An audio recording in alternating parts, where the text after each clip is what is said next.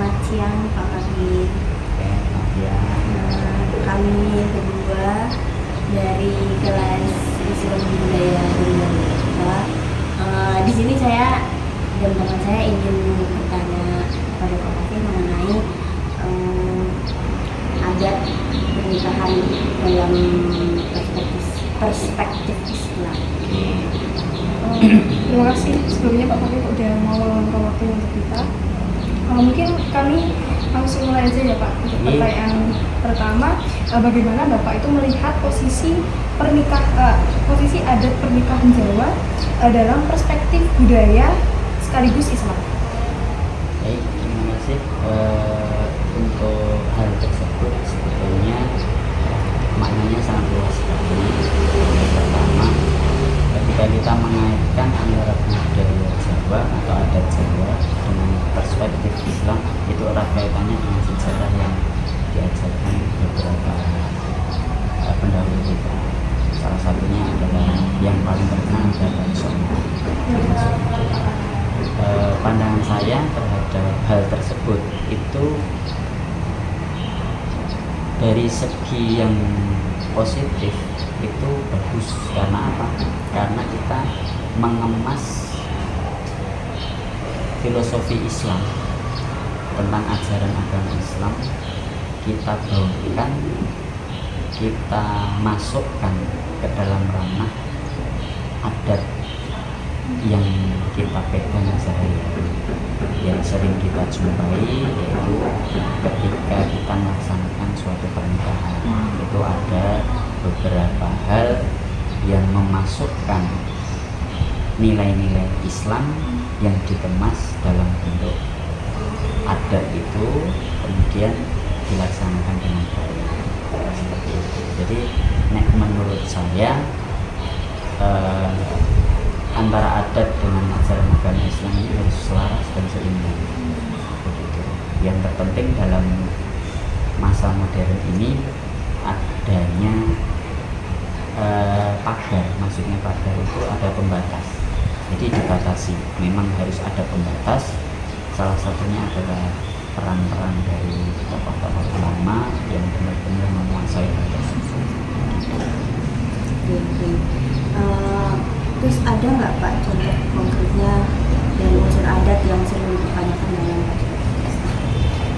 Kalau unsur yang ada dalam adat pernikahan Jawa, khususnya kita di wilayah Jawa, itu menurut kami itu ada beberapa hal yang sering dipertanyakan. Yang menjadi pertanyaan itu termasuk syirik enggak? Itu termasuk melanggar syariat Islam enggak? Menurut saya tidak. Contoh konkretnya adalah salah satunya adalah seserahan. Nah, seserahan dalam perspektif adat Jawa, seserahan itu diartikan sebagai keseriusan dari pihak laki-laki yang ingin meminang pihak perempuan. Makanya apa? Keseriusan itu diwujudkan dalam bentuk seserahan yang mewah, bahkan uang puluhan juta, bahkan yang sering terjadi di daerah-daerah tertentu itu memang jor-joran di antara keluarga A, keluarga B. Itu nanti misal keluarga A seserahannya mobil, nanti yang satu mungkin setom atau apa dan lain sebagainya. itu salah satunya. Itu perspektif dari adat Jawa. Nah, dalam perspektif agama Islam, untuk seserahan itu disebut dengan istilah mahar. Kalau di dalam Islam, mahar itu sebetulnya hak mutlaknya si wanita, si calon pengantin. Nanti kan itu diberikan. Makanya apa? Dalam perspektif Islam ada sebuah hadis itu yang diriwayatkan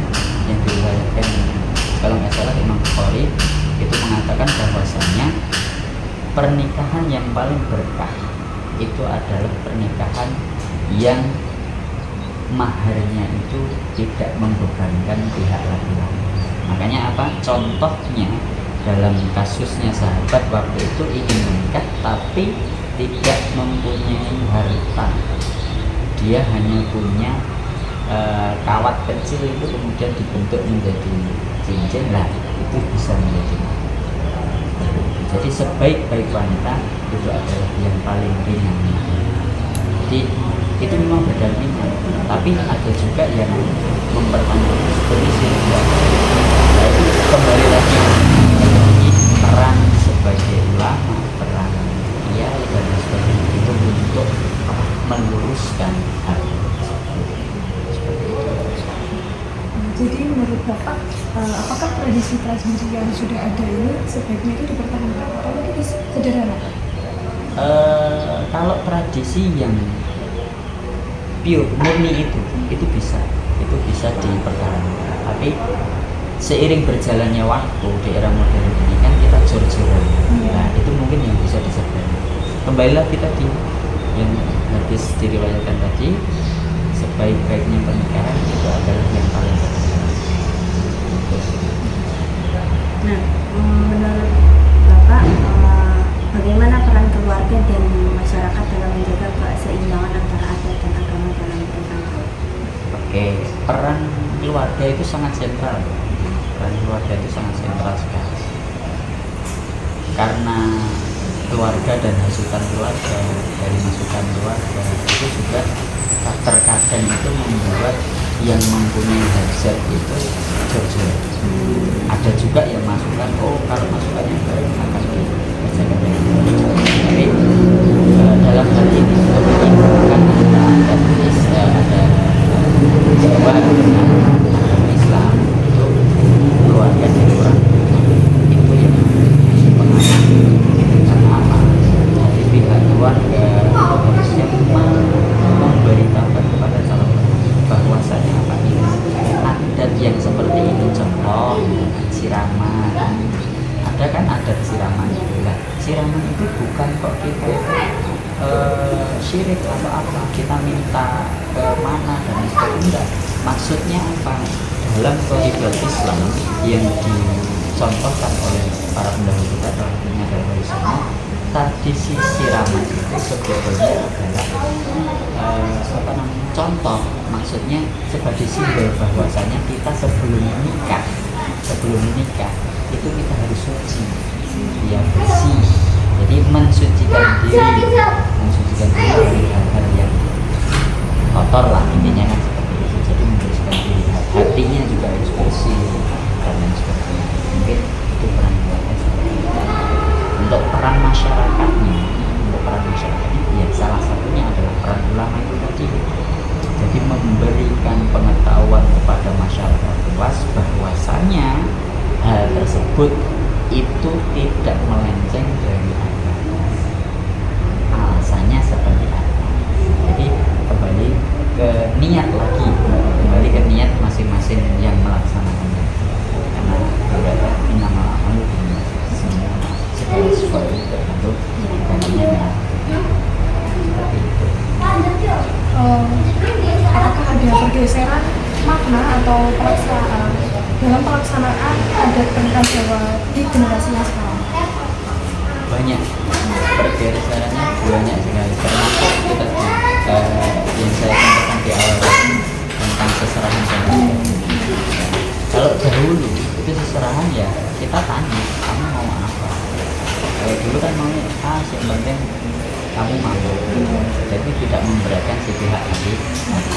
Tapi kalau sekarang itu melencengnya sangat jauh. Kalau misalkan pun itu mintanya mobil, terus kemudian rumah, perhiasan, emas batangan dan sebagainya, ini yang menjadi polemik dalam negara.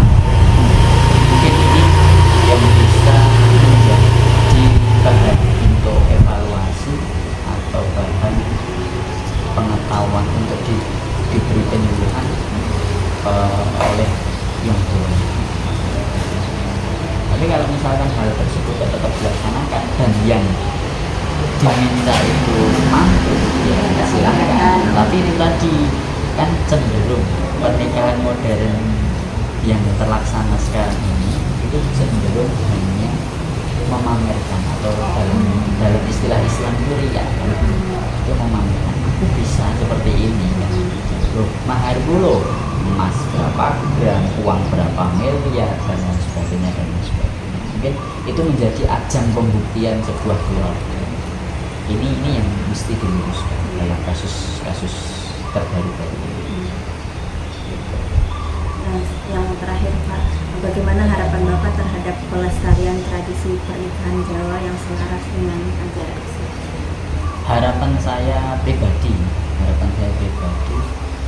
kalau soal adat yang selaras dengan agama Islam itu boleh diteruskan dan boleh dilaksanakan asalkan tidak membebani yang bersangkutan. Intinya di situ. Jadi intinya pernikahan dan kebudayaan Jawa itu bisa dilaksanakan kalau mampu. Kalau tidak mampu ya jangan dimampu-mampukan. Nanti efeknya ke depan itu akan jauh lebih buruk. Seperti itu. Terima kasih banyak Pak atas waktunya dan mungkin ilmunya ya. Semoga bisa bermanfaat untuk yang menonton video ini. Amin, terima kasih. Ya, mudah-mudahan nanti udah nikah belum nih? Oh belum, nanti mungkin nikah bisa diadatkan Jawa, ada adat apa dan lain sebagainya sesuai dengan itu tadi. Tapi dengan niat yang baik bahwasanya pernikahan itu diniatkan beribadah kepada Allah, jangan diniatkan untuk pamer terhadap tetangga. Mungkin itu. Ya. Itu pesan moral dari Pesan moral. Terima kasih. Terima kasih atas waktunya Pak. Mungkin itu saja yang bisa kami tanyakan. Terima kasih. Wassalamualaikum warahmatullahi wabarakatuh. Waalaikumsalam warahmatullahi wabarakatuh.